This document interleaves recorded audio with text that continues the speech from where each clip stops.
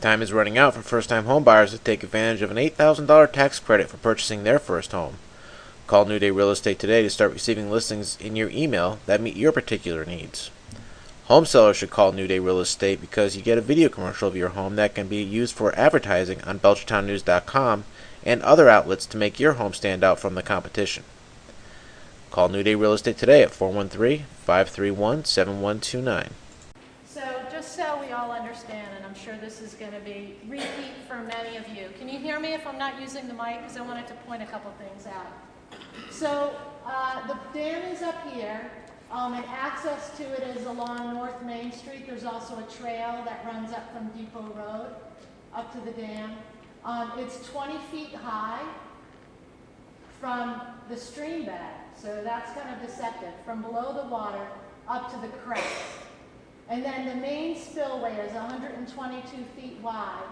There's also a canal on the, what they call River Left, 40 foot wide here, that used to travel along the length and parallel the river. But now, with the restoration that's happened, there's an embankment here that gets most of the water to go down this secondary spillway here.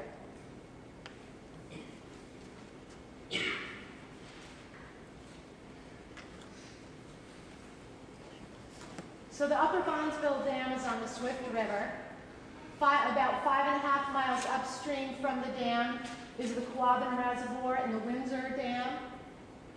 And then about 4.5 miles downstream, let's see, it joins the Ware River. And the Ware River flows a little bit, 0.8 miles, until it joins the Quabog River. And together they form the Chicopee River that flows down here into the Connecticut River. And that's an 18-mile journey for the Chicopee River to the Connecticut.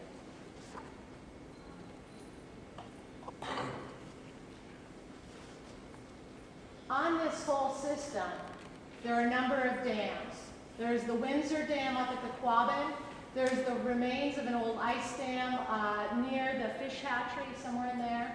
And then there's Upper Bondsville Dam, the Lower Bondsville Dam on the Swift River, just a little ways below. And then the next dams are on the Chicopee. There's the Red Bridge Dam right here. And then 6 more on the Chicopee. And most of those are power generating facilities. And to my knowledge, none of them have fish passage. So let's talk about flow in the Swift River. Before 1939, the Swift River was a much larger river than it is today.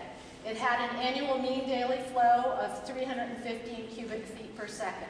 Now that's hard to give a visual for that, but in comparison to the other cubic feet per second figures that are up here will help you understand. But since then, in 1939, the Quabbin and Windsor Dam went online. And the annual mean daily flow has been 100 cubic feet per second. That's a third of what it once was. That's quite a dramatic change. The operations at the Quabbin and the Windsor Dam are required to release a minimum of 20 million gallons a day. That works out to 31 cubic feet per second. Now, with an average of 100 cubic feet per second, we're doing pretty well in terms of water coming into the Swift River, if 31 cubic feet per second is what's required. But the release has been as high as 2.4 billion gallons a day. That's 3,720 cubic feet per second. And that happened in May of 1984, when the reservoir was already full and they had a very heavy rainfall. They don't like that to happen, so they try to do releases more before those heavy rainfalls.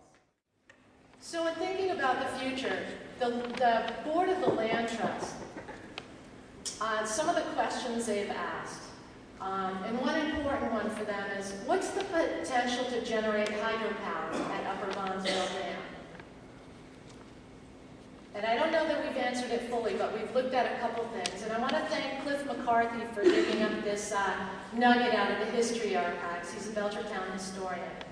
He found an article. It was undated, but because of what it talked about, we can sort of place it in history a little bit, around the time of the Quabbin, the establishment of the Quabbin and the Windsor Dam.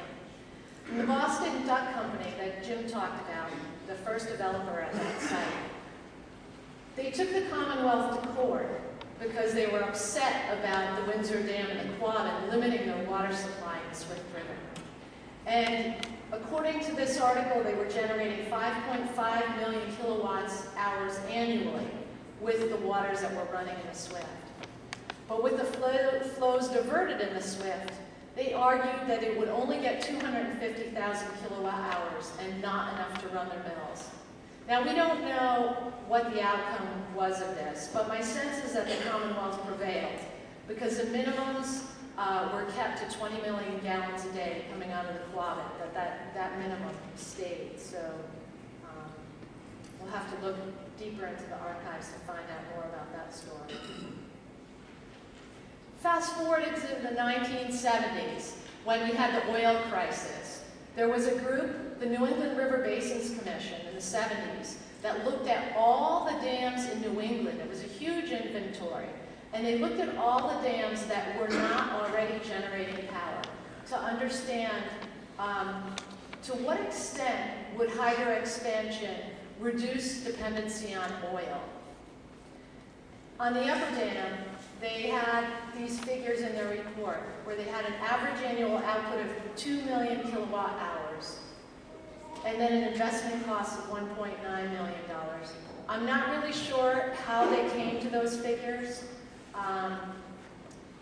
but they did conclude that there was no marketing potential at this site and the lower dam as well.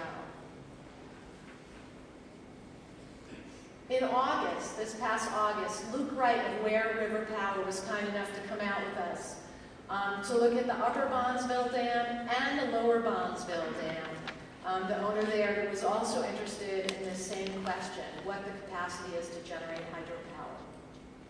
And Luke's assessment was that given the cost of permitting and construction, when he looks at a dam, he wants to see the potential to generate a minimum of 2 million kilowatt hours per year. And to do that, he looks at the head height and the flow. And he's interested when he sees 20 feet of height, and that height is different than the structural height I talked about before. It's the surface of the water at the base of the dam and the surface of the water at the top of the dam, at the crest of the dam. So water level below and water level above. And he didn't see that at the Upper Bondsville Dam. He came up with a figure of 500,000 kilowatt hours per year, and he did not regard it as financially feasible. One of the big stumbling blocks in developing hydropower is the permitting process. And permitting happens through the Federal Energy Regulatory Commission. It's a federal agency, and the smaller projects have to go the same process as the larger projects. So a larger dam would be generating a lot more power. You'd have a very, viable project because your payback period would be fairly shortened. But with a small project, you can have a very extensive payback period on something like this. And he thought that the permitting might cost $1 million, and then the development of the facility would cost another $1 million.